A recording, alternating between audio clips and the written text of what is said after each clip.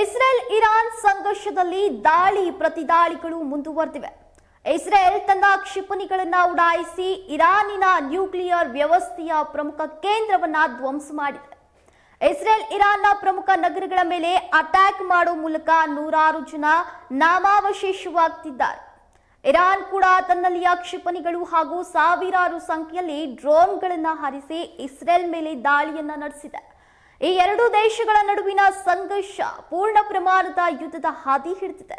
ವಿಶ್ವದ ದೊಡ್ಡನ ಅಂತ ಕರೆಸಿಕೊಳ್ಳುವ ಅಮೆರಿಕ ಈ ಕಾಳಗಕ್ಕೆ ಎಂಟ್ರಿ ಕೊಡೋ ಮುನ್ಸೂಚನೆ ನೀಡಿದೆ.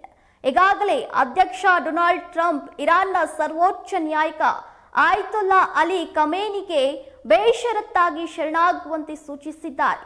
ಅಲ್ಲದೆ ಸುಪ್ರೀಂ ಲೀಡರ್ ಎಲ್ಲಿ ಅಡಗಿ ಕುಳಿತಿದ್ದಾನೆ ಅನ್ನೋದು ನಮಗೆ ಗೊತ್ತಿದೆ, ಆದ್ರೆ ಅವನನ್ನ ನಾವು ಸದ್ಯ ಕೊಲ್ಲೋದಿಲ್ಲ, ಅವನು ಶರಣಾಗ್ಲಿ ಅಂತ ಎಚ್ಚರಿಕೆಯನ್ನ ನೀಡಿದ್ದಾರೆ.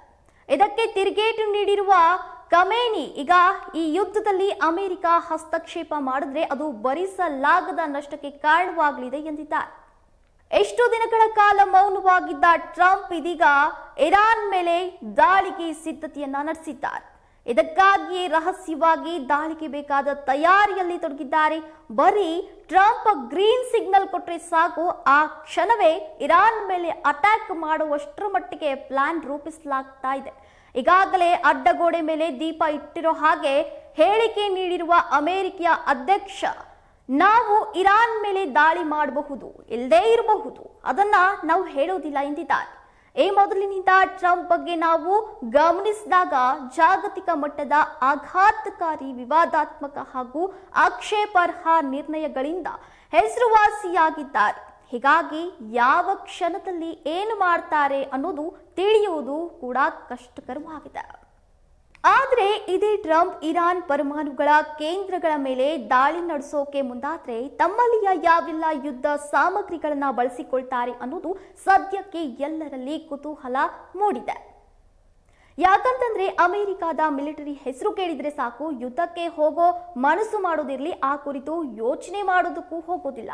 ಅಷ್ಟೊಂದು ಪರಿಣಾಮಕಾರಿಯಾಗಿರುವ ಅತ್ಯಾಧುನಿಕ ಯುದ್ಧ ಸಾಮಗ್ರಿಗಳು ಎಂಥದ್ದೇ ವೈರಿಯ ಎದೆಯನ್ನಾದರೂ ನಡಗಿಸಿ ಬಿಡುತ್ತೆ. ಆದ್ರೆ ತನ್ನ ಮೇಲೆ ಯುದ್ಧಕ್ಕೆ ಬರೋ ದಮ್ಮು ತಾಕತ್ತಿನ ರಾಷ್ಟ್ರ ಯಾವುದು ಇಲ್ವೇನೋ, ಹಾಗಂತ ಯಾರು ಮಿಸೈಲ್ ಉಡಾಯಿಸುವುದಿಲ್ಲ ಅಂತ ದೊಡ್ಡನ ಸುಮ್ಮನೆ ಕುಳಿತುಕೊಳ್ಳೋಕಂತೂ ಸಾಧ್ಯವೂ ಇಲ್ಲ.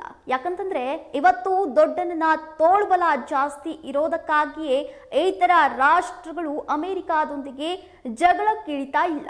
ತನ್ನ ಬತ್ತಳಿಕೆಯಲ್ಲಿ ಈಗಾಗಲೇ ಹಲವು ಯುದ್ಧ ಸಾಮಗ್ರಿಗಳನ್ನ ಹೊಂದಿರುವ ಅಮೆರಿಕ ಡೋಮ್ಸ್ ಡೇ ಎನ್ನುವ ವಿಶೇಷ ಯುದ್ಧ ವಿಮಾನವನ್ನ ಇಟ್ಕೊಂಡಿದೆ.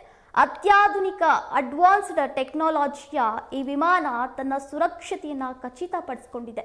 ಮುಖ್ಯವಾಗಿ ಶತ್ರು ರಾಷ್ಟ್ರಗಳು ತನ್ನ ಮೇಲೆ ಯಾವುದೇ ರೀತಿಯ ದಾಳಿಯನ್ನ ನಡೆಸಿದ್ರು ಅದರಿಂದ ಬಚಾವ್ ಆಗೋ ಸಾಮರ್ಥ್ಯ ಈ ವಿಮಾನಕ್ಕಿದೆ.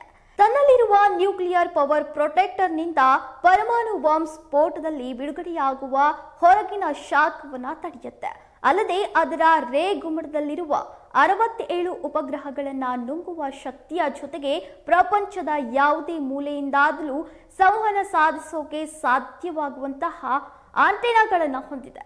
ಇದೊಂದು ಅಮೆರಿಕ ವಾಯುಪಡೆಯಿಂದ ನಿರ್ವಹಿಸಲ್ಪಡುವಂತಹ ಹೆಚ್ಚು ವಿಶೇಷವಾದ ವಿಮಾನವಾಗಿದ್ದು ರಾಷ್ಟ್ರೀಯ ವಾಯುಯಾನದ ಕಾರ್ಯಾಚರಣೆ ಕೇಂದ್ರವಾಗಿ ಕಾರ್ಯನಿರ್ವಹಿಸ್ತಾ ಇದೆ. ಪರಮಾಣು ಯುದ್ಧ ದೊಡ್ಡ ಪ್ರಮಾಣದ ಸಂಘರ್ಷ ಅಥವಾ ನಿಯಮಿತ ಕಮಾಂಡ್ ಮೂಲ ಸೌಕರ್ಯಗಳನ್ನು ಅಡ್ಡಿಪಡಿಸೋ ಯಾವುದೇ ದುರಂತ ರಾಷ್ಟ್ರೀಯ ತುರ್ತು ಪರಿಸ್ಥಿತಿಯ ಸಮಯದಲ್ಲಿ ಅಮೆರಿಕ ಸರ್ಕಾರಕ್ಕೆ ಮೊಬೈಲ್ ಕಮಾಂಡ್ ಕೇಂದ್ರವಾಗಿ ಕಾರ್ಯನಿರ್ವಹಿಸೋಕೆ ವಿನ್ಯಾಸಗೊಳಿಸುವುದರಿಂದ E-48 ನೈಟ್ ವಾಚ್ ನ ಡೋಮ್ಸ್ಡೇ ಪ್ಲೇನ್ ಅಂತ ಕರೆಯಲಾಗ್ತಾ ಇದೆ. ಈ ವಿಮಾನವು ಜಲಾಂತರ್ಗಾಮಿ ನೌಕೆಗಳು, ಬಾಂಬರ್ಗಳು ಮತ್ತೆ ಕ್ಷಿಪಣಿಗಳು ಸೇರಿದಂತೆ ಅಮೆರಿಕ ಪರಮಾಣು ಪಡೆಗಳ ಪೂರ್ಣ ಸಂಪರ್ಕ ಸಾಧಿಸೋ ಸಾಮರ್ಥ್ಯವನ್ನ ಹೊಂದಿದೆ. ಮುಂದುವರಿಸಿದ ಸಂವಹನ ವ್ಯವಸ್ಥೆಗಳೊಂದಿಗೆ ಸಜ್ಜುಗೊಂಡಿದೆ. ಈ ಯುದ್ಧ ವಿಮಾನ ದೀರ್ಘಕಾಲ ಅಂದ್ರೆ 1 ವಾರದವರೆಗೂ ಗಾಳಿಯಲ್ಲಿ ಹಾರಬಲ್ಲವು.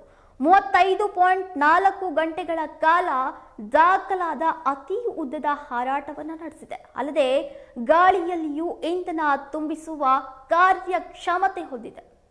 ಪ್ರಮುಖವಾಗಿ ಪರಮಾಣು ಸ್ಫೋಟಗಳು, ಸೈಬರ್ ದಾಳಿಗಳು ಮತ್ತು ವಿದ್ಯುತ್ ಕಾಂತೀಯ ಫೈಲ್ಸ್ಗಳನ್ನ ತಡೆದುಕೊಳ್ಳೋಕೆ ನಿರ್ಮಿಸಲ್ಪಟ್ಟಿವೆ.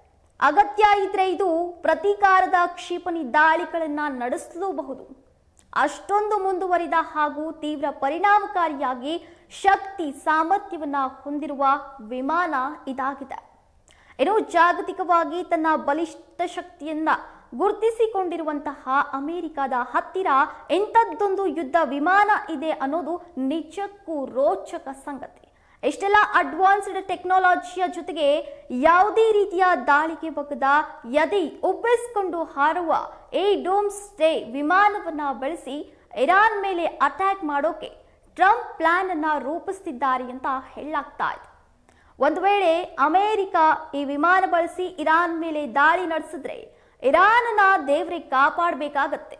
ಎಲ್ಲವೂ ಸ್ಮಶಾನದಂತಾಗತ್ತೆ. ಪ್ರಮುಖ ನಗರಗಳು, ಇರಾನ್ ಆರ್ಥಿಕತೆಯ ಮೂಲವಾಗಿರೋ ತೈಲ ನಿಕ್ಷೇಪಗಳು ಧ್ವಂಸವಾಗುತ್ತೆ. ಯಾರು ಊಹಿಸದ ರೀತಿಯಲ್ಲಿ ಇರಾನ್ ಹಾನಿಯನ್ನ ಅನುಭವಿಸಬೇಕಾಗತ್ತೆ.